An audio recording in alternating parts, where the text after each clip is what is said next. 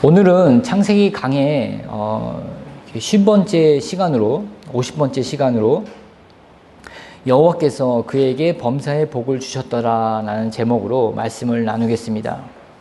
창세기 24장의 주제는 여러분들이 잘 아시겠지만 결혼입니다. 아이러니하게도 창세기 24장은 창세기가 총 50장이지 않습니까? 이 50장 되는 장 중에서 24장이 제일 깁니다. 67절까지 있죠. 창조의 기사가 제일 긴 것 같이 느껴지지만 사실 그렇지 않고 결혼이라는 주제를 다루고 있는 창세기 24장이 제일 길게 서술되어 있다는 점에서 우리를 관찰해 본다면 아마도 물론 창조도 중요하지만 결혼도 매우 중요한 주제라고도 우리는 여길 수 있다는 것입니다. 한 남자가 여자를 만나서 결혼을 해서 한 몸을 이루는 것은 인간사에서도 매우 중요한 주제이지만 어쩌면 이 죄인인 인간이 창조주 하나님 곧 예수 그리스도를 만나서 연합되는 것도 매우 중요한 일이기 때문에 또한 이러한 이렇게 내포적인 그런 의미를 담고 있다라고 우리는 볼 수 있겠습니다. 본문으로 들어가 보겠습니다. 1절입니다. 함께 읽겠습니다. 창세기 24장 1절. 아브라함이 나이가 많아 늙었고 여호와께서 그에게 범사의 복을 주셨더라. 아브라함의 나이는 본문에서 언급되지는 않지만 본문은 이삭의 결혼을 다루고 있으면서 이삭은 지금 이제 40세가 되었습니다. 그러니까 아브라함은 100세에 이삭을 낳았죠. 그리고 40년이 지났으니까 아브라함의 나이는 140세입니다. 그리고 사라가 죽은 지 3년 후라는 것을 알 수 있습니다. 아브라함은 나이가 많고 늙었습니다. 노년이죠. 그럼에도 불구하고 자기 아들의 신부감을 구하는 일을 자신의 경험과 지혜로 하지 않고 믿음으로 하나님께 맡겨드리는 모습을 우리는 볼 수 있습니다. 이런 점을 볼 때 우리는 신앙에는 은퇴가 없다는 것을 알 수 있습니다. 세상은 일정 나이가 되면 그 어떤 체력도 떨어지고 노동력도 떨어지고 지식도 이렇게 후퇴되고 해서 이렇게 은퇴하지 않습니까? 뭐 나이도 돼서 은퇴하기도 합니다. 그가 아무리 높은 직함을 가졌든지 직책을 가졌든지 때가 되면 내려놔야 하는 것이 세상의 이치입니다. 교회도 마찬가지죠. 교회도 이렇게 직분을 세우지 않습니까? 집사, 권사, 장로, 목사. 때가 되면 이 모든 것들도 내려놔야 한다는 것입니다. 하지만 아무리 나이가 많이 들더라도 내려놔서는 안 될 것은 바로 하나님을 믿는 믿음입니다. 그래서 이 신앙은 내려놓는 것이 아니라 더욱더 빛을 발하는 것이 신앙이라는 것입니다. 왜냐하면 내가 죽을 때까지 가지고 있다가 하나님께로 가지고 가는 것이 바로 나의 믿음이기 때문이죠. 그러나 아무리 나이가 많이 들어도 내려놔서는 안 될 것은 하나님을 믿는 그런 믿음이지만 우리는 쉽게 이렇게 믿음을 내려놓습니다. 뭐 직분을 이제 그만두거나 아니면 뭐 어떤 직에서 이렇게 그만두면 그 전에 어떤 그 뜨거운 어떤 마음들이 식고 뭐 자연인으로 돌아가는 그런 경우들도 쉽게 볼 수 있다는 것이죠. 그러나 그래서는 안 된다고 오늘 아브라함을 통해서 성경은 말씀해 주고 계십니다. 믿음의 사람은 그럼 어떠해야 되는가? 성경을 통해서 믿음의 사람을 모델로서 보여주고 있는 면들이 있습니다. 모세는 80세에 하나님의 부름에 응하였습니다. 80세면 지금도 많은 나이지 않습니까?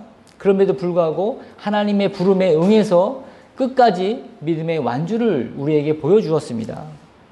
갈렙은 85세에 40년 전에 약속한 그 헤브론 땅을 나에게 달라라고 그렇게 외치는 그런 믿음의 모습을 우리에게 또 보여주고 있습니다. 헤브론 땅은 해발이 거의 900m 되는 산지입니다. 아무도 가지 않으려는 그런 땅. 하지만 믿음으로 갈렙은 나에게 달라고 외쳤던 나이가 85세라는 것입니다. 더욱이 누가복음 2장에서 안나라는 과부가 등장합니다. 예수님이 이제 태어났기 때문에 정결 예식 때문에 예루살렘 성전에 왔습니다. 이 안나라는 여자는 과부입니다. 나이가 84세임에도 불구하고 7년 있다가 결혼하고 7년 있다가 그 남편을 잃었어요. 재혼하지 않고 계속 예루살렘 성전에서 기도하면서 금식하면서 하나님을 섬겼던 자였습니다. 결국은 아기 예수님을 보고 나서 그의 마지막 삶은 이스라엘의 구원자를 기다리는 사람들에게 그 자기가 본 아기 예수를 전하는 삶으로 삶을 마감했습니다. 이렇듯 성경은 믿음은 바로 이런 것이다 라고 우리에게 가르쳐주고 있다는 것입니다. 바울은 이렇게 고백했죠. 나는 선한 싸움을 싸우고 나의 달려갈 길을 마치고 믿음을 지켰으니. 선한 싸움을 싸우고 나의 달려갈 길을 마치고 믿음을 어떻게 했다고요? 지켰다고 했습니다. 바울은 이 디모데 후서는 바울의 마지막 서신입니다. 마지막 서신에서 자신은 자신에게 주신 믿음을 지켰다고 고백하고 있습니다. 다른 측면에서 본다면 바울은 자신에게 주신 교회를 지켰다고 고백하고 있지 않다는 것입니다. 자신에게 주신 영혼을 잘 간수하고 있다, 잘 양육하고 있다라고 고백하고 있지 않습니다. 그리고 자신이 전도한 지역에서 그 자신의 영향력 아래 그 사람들이 잘 지도되고 있다라고도 말하고 있지 않습니다. 단지 오직 하나, 자신의 믿음을 지켰다고 고백할 뿐이라는 것입니다. 우리는 이 점을 본다면 우리의 믿음은 내가 어떤 직책에 의해서 좋아지고 어떤 이벤트나 사건 때문에 더 나아지는 그런 모습이 아니라 하나님이 내게 주신 이 믿음을 잘 간수해서 내가 죽는 날까지 지켜야 된다는 사실을 이 본문은 이야기하고 계시다는 것입니다. 다시 한번 말씀드리자면 신앙에는 은퇴가 없습니다. 믿음의 경주는 내 목숨이 끝나는 날까지 달려나가는 것입니다. 믿음을 지키기 위해서 늘 고군분투하시면서 늘 경계의 경계를 늦추지 않는 저와 여러분이 되시기를 주의 이름으로 축원드립니다. 또한 하나님은 아브라함에게 범사의 복을 주셨습니다. 하나님이 아브라함에게 주신 그 범사의 복을 왜 주셨는지 그 원인을 한번 이렇게 두 가지로 말씀드려 보겠습니다. 첫 번째로 아브라함은 언약 아래에 있었습니다. 창세기 12장 1절에 여호와께서 아브라함에게 이르시되 너는 너의 고향 친척 아버지의 집을 떠나 내가 내게 보여줄 땅으로 가라. 이 말을 들은 지는 이 본문의 아브라함과 이 창세기 12장 1절의 아브라함은 이 세월이 65년 이 텀이 있습니다. 그러니까 65년 전에 들었던 말씀이죠. 그러나 이 말씀은 아브라함을 통해서 살아 있었습니다. 무슨 말이냐면 한 번 떠난 고향과 친척집을 다시 방문하지 않았다는 것입니다. 아브라함 정도라면 이제는 좀 금이 환영할 만도 했겠지만 그런 인간적인 마음을 부인하면서 매일매일 부인하면서 살았다는 것입니다. 지금도 남북한 이산가족의 문제가 해결되지 않고 이렇게 협의하에 있지 않습니까? TV에서 가끔 보면 판문각이나 이렇게 통일전망대에서 이렇게 눈시울을 글썽이면서 북녘 땅을 바라보는 그런 이산가족들이 이렇게 가끔 나오지 않습니까? 얼마나 가고 싶은지 저는 그런 경험을 해본 적이 없어서 더군다나 저는 서울 출생입니다. 고향에 살고 있기 때문에 그런 마음은 전혀 헤아릴 수가 없죠.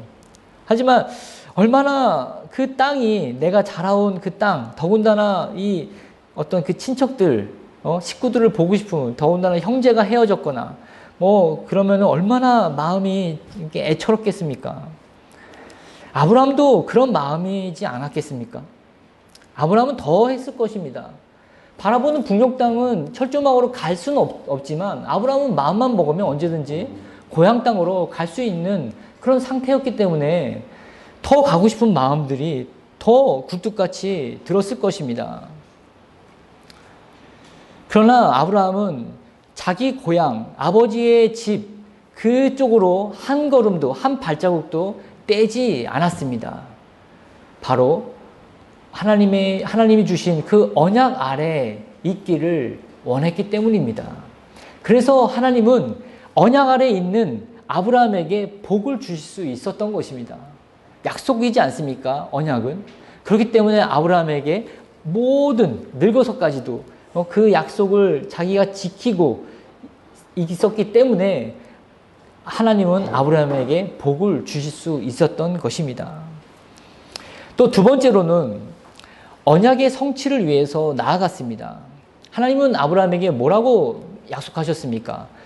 내가 너로 큰 민족을 이루고 내게 복을 주어 내 이름을 창대하게 하리니. 창세기 12장 2절입니다. 아브라함은 25년을 기다려서 이삭을 얻었죠. 그리고 40년이 지난 후에 이제는 이삭을 얻었는데 이놈이 결혼할 생각이 없어. 결혼을 안 해.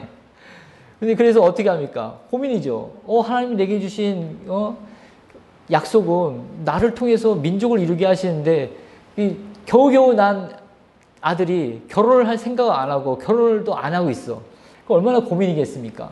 그래서 아브라함은 이 문제를 하나님께 맡기면서 믿음으로 나아가는 것입니다. 그러니까 하나님께서 이렇게 팔짱 끼고 하나님께서 알아서 해주셔. 이런 태도가 아니라 하나님이 내게 주신 약속은 이건데 지금 전혀 그런 기미가 보이지 않아. 내가 어떤 액션을 취해야 될지 하나님께 물어보고 하나님 믿음의 걸음을 걷기 시작했다는 것입니다. 이것이 신자의 바른 태도입니다. 하나님이 하실 일은 하나님께 맡기고 내가 해야 할 일은 내가 해야 하는 것. 언약의 성취를 위해서 어떠한 희생을 든다 하더라도 자신을 기꺼이 내어드리는 그러한 태도를 보였기 때문에 보이는 아브라함에게 하나님은 복을 주실 수밖에 없다라는 것을 또 이 성경을 통해서 말씀하고 계시다는 것입니다. 이렇게 아브라함은 하나님이 자신에게 주신 언약 아래에 있는 동시에 그 언약을 성취하도록 구체적인 행동을 취함으로 하나님은 그에게 범사에 복을 주셨던 것입니다. 신앙을 가졌다고 하고 믿음이 있다고 하면서 마음에 평강이 없고 하나님이 자신에게 특별한 관심을 가지지 않는다고 생각하면서 이리저리 정처 없이 떠돌아다니는 그런 모습으로 살지 않았습니다. 어떻게 콕 박힌 아주 아로 박힌 그런 말뚝처럼 그렇게 견고하게 말씀을 지키고 그 언약 아래 굳건히 있었으므로 바로 하나님은 그에게 복을 주셨다는 것입니다. 그러므로 우리는 이런 아브라함의 모습을 보면서 어떤 삶을 살아야 했겠습니까? 여러분의 영혼의 닻을 하나님의 언약에 내리십시오. 닻을 바다에 내린 배는 어떤 험난한 파도가 내리쳐도 그 닻을 내린 위치에서 벗어나지 않습니다. 안전한 포구 안에서 어떠한 파도가 있다 하더라도 염려하지 않고 그 자리를 지켜낼 수가 있습니다. 닻을 내린 배는 말이죠. 바로 성도도 이러해야 한다는 것입니다. 하나님의 언약에 영혼의 닻을 내린 성도는 세상에 어떤 풍파를 겪는다 하더라도 그 언약에서 떠나지 않습니다. 왜 그렇습니까? 하나님이 지켜주시기 때문이죠. 우리 주님은 이런 자들을 이렇게 말씀하고 계십니다. 이사야 26장 3절에서 주께서 심지가 견고한 자를 평강하고 평강하도록 지키시리니 이는 그가 주를 신뢰함이니이다. 하나님은 언약 백성을 평강하고 평강하도록 지키십니다. 이보다 더 큰 복이 어디 있겠습니까?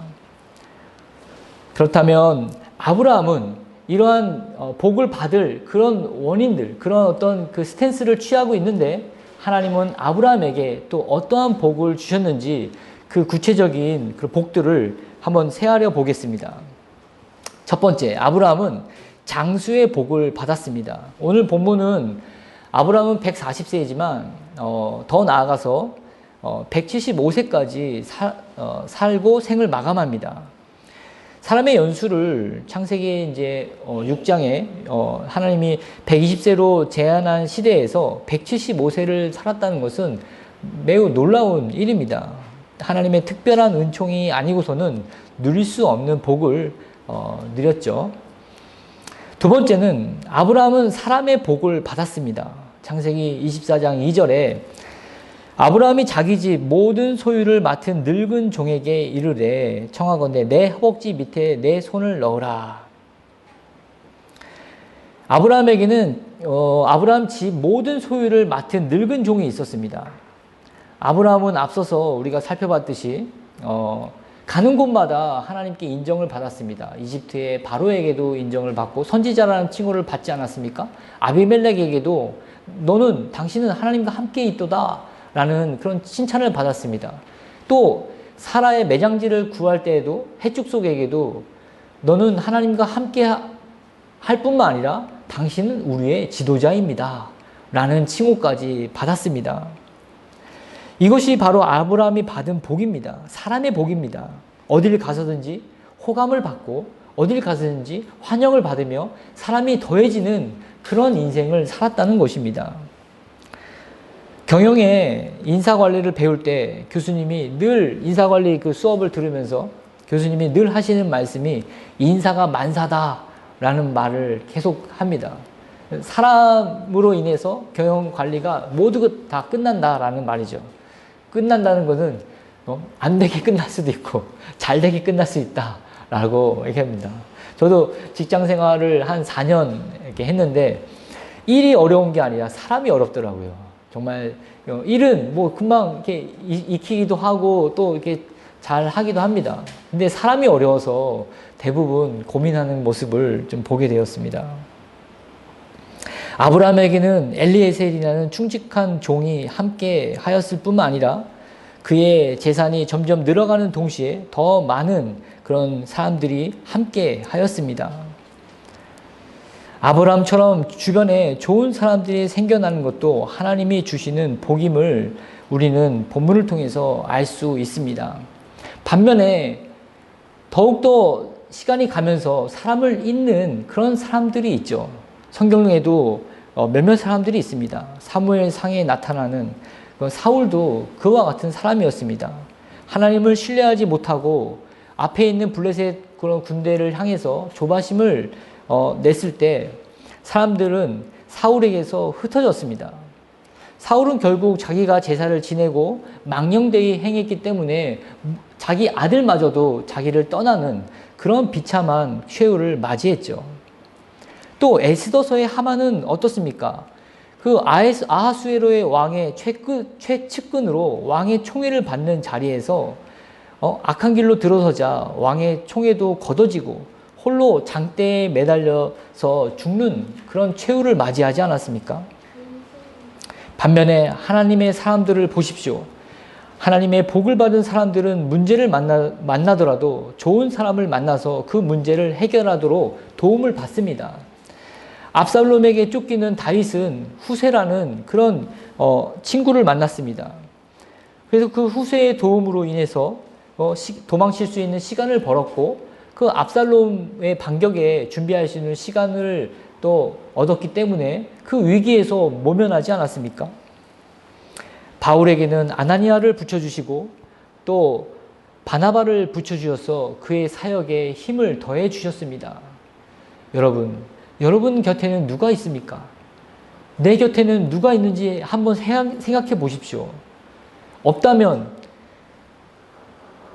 슬퍼하지 마시고 제일 중요한 친구 예수 그리스도가 여러분께 함께 있다는 사실만으로도 만족하시는 저와 여러분이 되시기를 주의 이름으로 축원드립니다. 세 번째 복은 하나님이 함께 하시는 복을 받았습니다. 오늘 본문 3절과 4절입니다. 내가 너에게 하늘의 하나님 땅의 하나님이신 여호와를 가리켜 맹세하게 하노니 너는 내가 거주하는 이 지방 가나안 족속의 딸 중에서 내 아들을 위하여 아내를 택하지 말고 내 고향 내 족속에게로 가서 내 아들 이삭을 위하여 아내를 택하라. 아브라함은 늙은 종에게 이삭의 아내를 택할 것을 지시하면서 맹세합니다. 이때 아브라함은 하나님을 가리켜 하늘의 하나님, 땅의 하나님이신 여호와라고 칭합니다. 아브라함 자신이 하나님과 함께 한다는 확신과 믿음이 없다면 이런 하나님을 부를 수가 없겠죠. 우리가 주목해야 할 부분은 아브라함이 하늘의 하나님뿐만 아니라 이 땅의 하나님이라고 표현한 부분입니다. 하늘의 높으신 하나님은 마땅히 경외의 대상으로 존재하고 그 크고 위대하신 하나님을 표현하기에 맞는 그런 호칭입니다. 하늘의 하나님. 하지만 그런 하나님이 아브라함이 경험한 하나님은 어떤 하나님이냐면 그 크고 높으신 하나님이 이 땅에 내려와서 작은 자신의 인생을 아주 세밀하게 관여하시고 인도하시고 도움을 주셨던 그 땅의 하나님이라는 것입니다. 이것은 경험하지 않고서는 부를 수 없는 그런 하나님에 대한 호칭이라고 볼 수가 있겠습니다. 하나님은 어떤 분이십니까? 하나님은 하늘을 보좌로 삼으시고 이 땅을 그의 발등상으로 삼으시는 분이십니다. 그래서 인간을 도우시기 위해서는 어떻게 해야 됩니까? 허리를 굽히셔야 되죠. 그리고 눈을 낮추셔야 되죠. 자세히 보기 위해서 세밀하게 관찰해야 되죠. 마치 사람이 개미를 볼 때처럼 말입니다. 개미를 볼 때 어떻습니까? 이렇게 봅니까? 자세히 관찰하기 위해서는 두 무릎이 땅에 꿇고 자세히 들여다 봐야지 개미를 볼 수 있지 않습니까? 그렇게 하나님은 이 땅에 그렇게 내려오셔서 보시는 분이시라는 것입니다. 아브라함이 받은 복을 더 나열할 수 있겠지만 오늘은 장수의 복, 사람의 복, 또 하나님이 함께 하시는 복을 나누었습니다. 여기서 아브라함이 특별히 늙은 종에게 가나안 족속에게서 이삭의 아내를 얻지 말고 내 고향, 내 족속으로 가서 아내를 얻으라고 한 부분을 짚고 이렇게 넘어가겠습니다. 아브라함은 오랜 세월 가나안 족속의 죄악을 봐왔습니다. 또한 하나님은 그들이 멸망할 것임을 또 말씀하셨고 그 땅을 아브라함에게 주실 것도 약속하셨죠. 그래서 그 땅 멸망의 자손에게 자신의 며느리를 택하지 않기를 바랬던 것입니다. 또한 아브라함의 모든 재산은 누구에게 물려줍니까? 이삭에게 물려주죠. 이게 외동 아들이니까.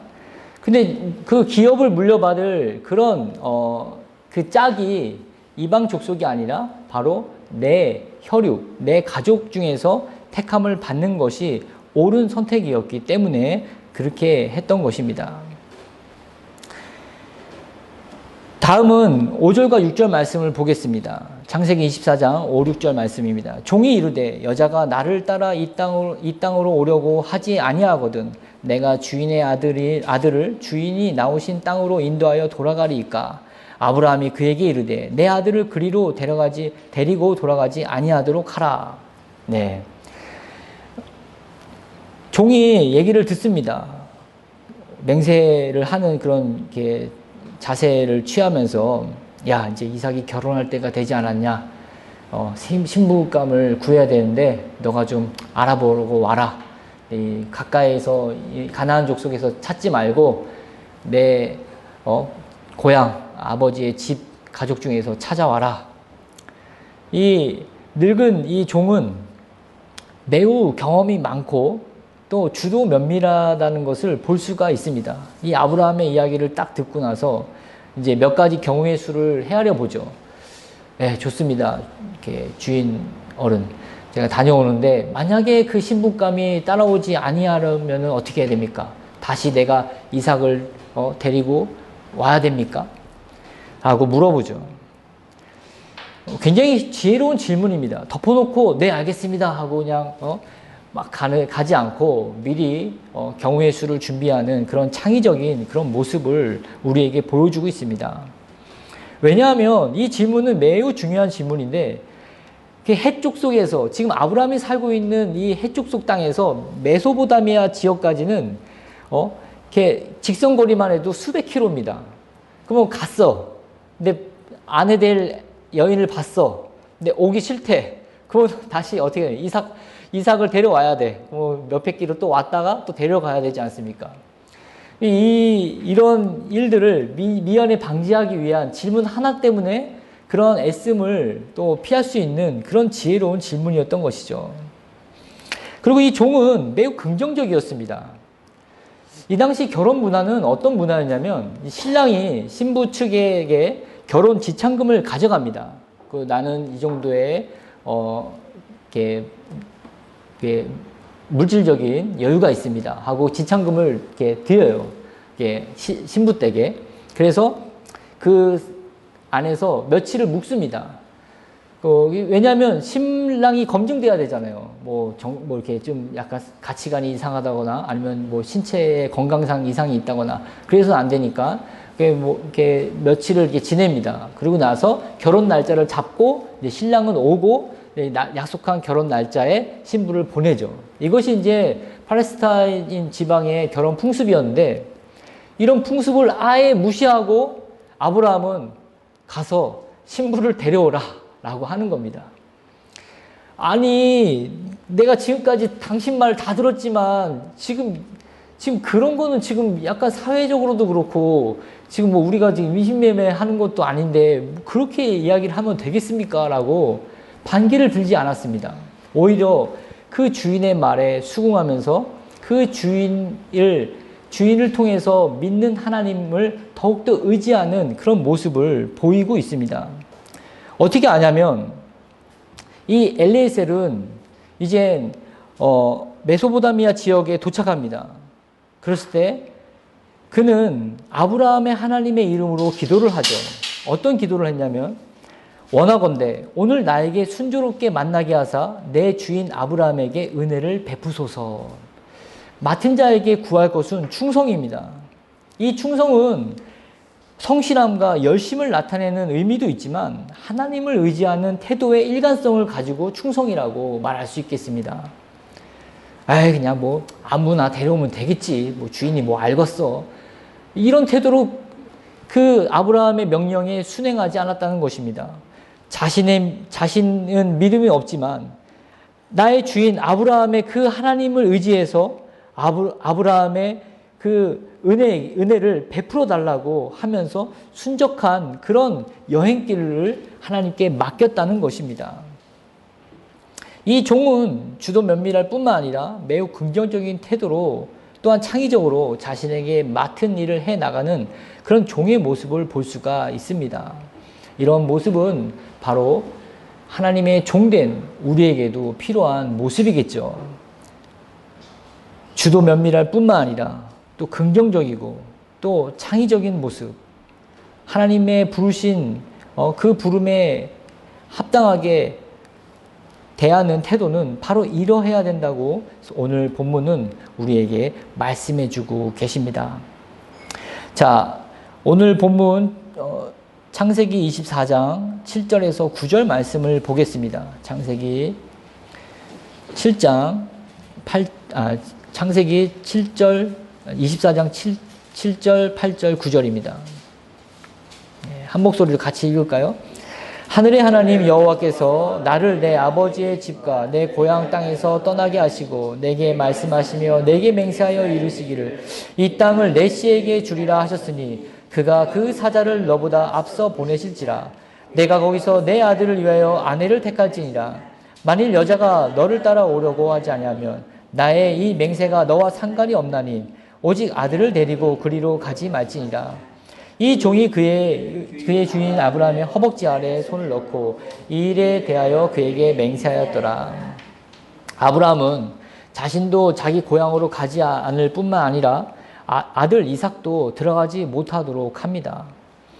본토 친척 아버지의 집을 떠나라는 명령은 아브라함에게 해당되는 명령임에도 불구하고 이삭에게 적용시키는 그런 모습을 우리는 볼 수가 있습니다.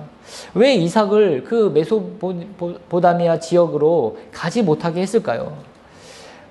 본문은 설명하고 있지 않지만 두 가지를 좀 추측할 수가 있겠습니다. 이삭이 메소포타미아 문명을 보고서 마음이 뺏길 것을 우려했기 때문입니다. 주거를 생각해 보십시오. 아브라함은 지금 장막에 살고 있습니다. 아무리 잘 지은 장막이라도 그 땡볕에서는 얼마나 덥습니까? 얼마나 추위에도 약하겠습니까? 또 가는 곳마다 장막을 치고 펴고 하는 일들은 얼마나 번거롭겠습니까? 근데 이 메소포타미아 지역은 어떻습니까? 성이었습니다. 벽돌로 지어진 집, 텐트에서 자지 않고 침대에서 아늑한 그런 주거를 보면서 마음이 동할 그런 염려를 하지 않았겠습니까? 더군다나 이 메소포타미아 지역은 여러분도 잘 아시겠지만 세계 4대 문명의 발생지입니다. 뭐 인도, 중국, 이집트. 그 지역에서 자기 이름을 아브라함의 동생은 이제 자기 이름을 짓고 나홀의 성이라는 자기 이름의 성을 갖고 있었습니다. 이삭이 작은 아버지의 사는 모습을 보고서 유혹에 빠지지 않을까 하는 염려가 있었기 때문이죠. 또 다른 이유는 이삭의 믿음에 맞는 배필을 찾아야 했기 때문입니다.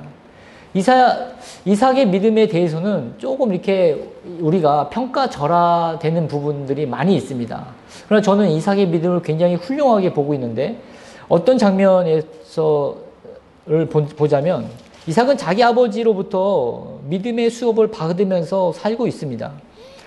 특별히 모리아 산에서 이삭을 생각해 보십시오.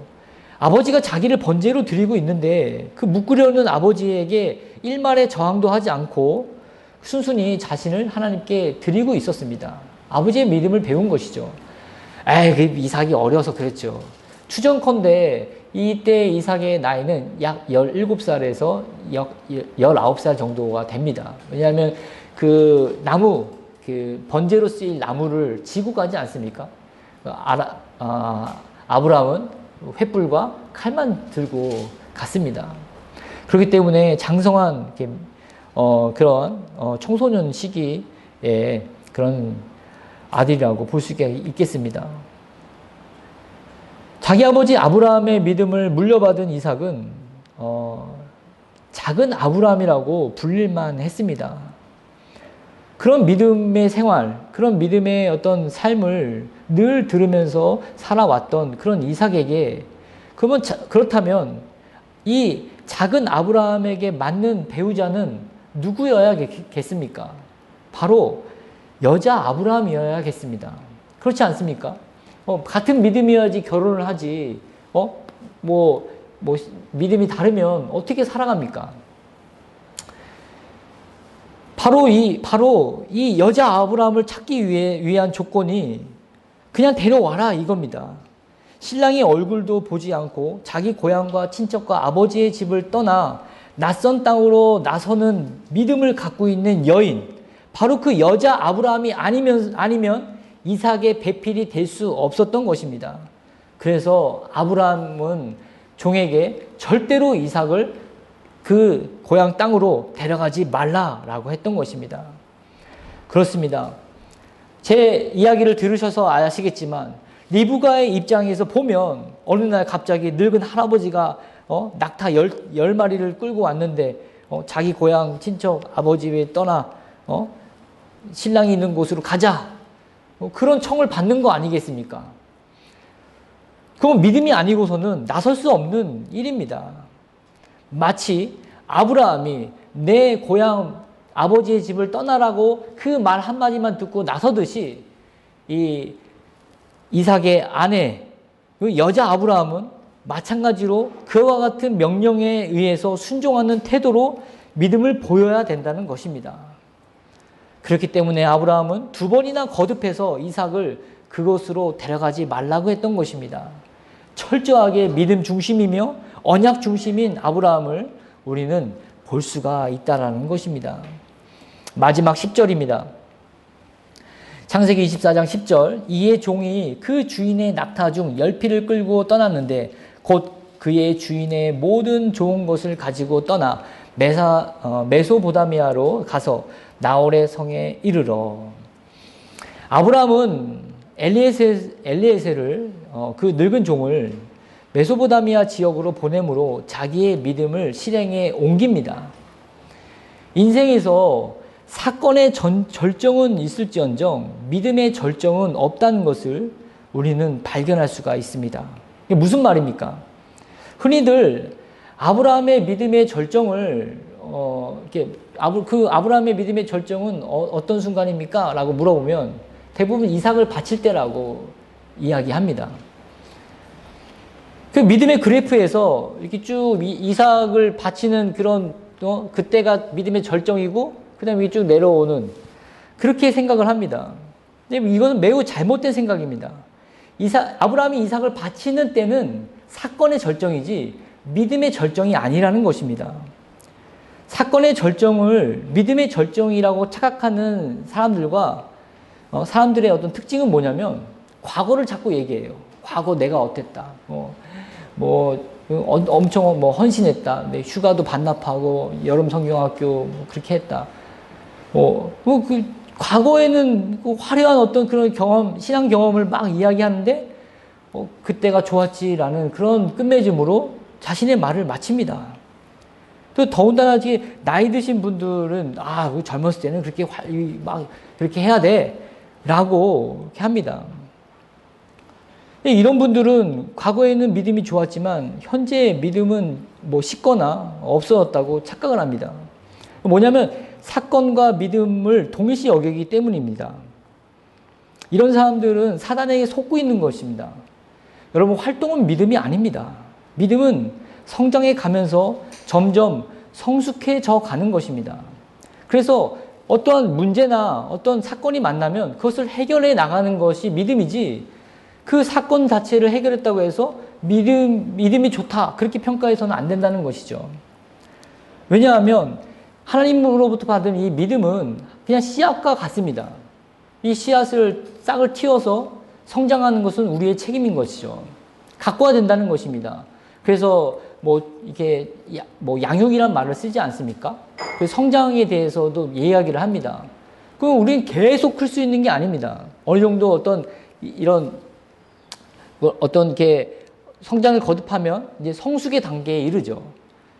그러면 이 성숙해진 믿음은 완숙해져 갑니다. 또 완숙해진 믿음은 원숙해져 가는 것이죠. 어떤 일이든지 어떤 문제든지 믿음 안에서 처리하면서 또 나아간다는 것입니다. 약간 미숙했던 아브라함은 실수를 연발했죠. 자기 아내를 누이라고 속여서 애굽의 왕에게도 잡아가게 하고 아비멜렉에게도 잡아가게 하고 믿음이 성숙하지 못하니까 당당하게 나갈 수 없는 것입니다. 크신 하나님을 아직 만나보지 못했기 때문이죠. 하지만 지금은 완숙한 아브라함의 믿음을 우리에게 보여주고 있습니다. 그때 이삭을 바치라고 했던 명령을 수행할 수 있었던 것입니다. 또 이삭의 결혼 문제도 하나님께 의뢰를 드릴 수 있었던 것입니다. 이삭을 바치고 나서 20년이 넘었지만 지금도 아브라함은 그 원숙한 믿음으로 이삭의 결혼 문제를 믿음으로 처리하고 있다는 것입니다. 그래서 여러분, 믿음의 절정에 대해서 우리는 다시 한번 그 개념을 새롭게 해야 된다는 것입니다. 내가 옛날에 그런 일들을 행했을 때는 그게 사건입니다. 하지만 그보다 더 나은 믿음을 지금 내가 가지고 있어야 된다는 것이죠. 왜? 하나님은 우리의 믿음을 더해 주시기 때문이죠.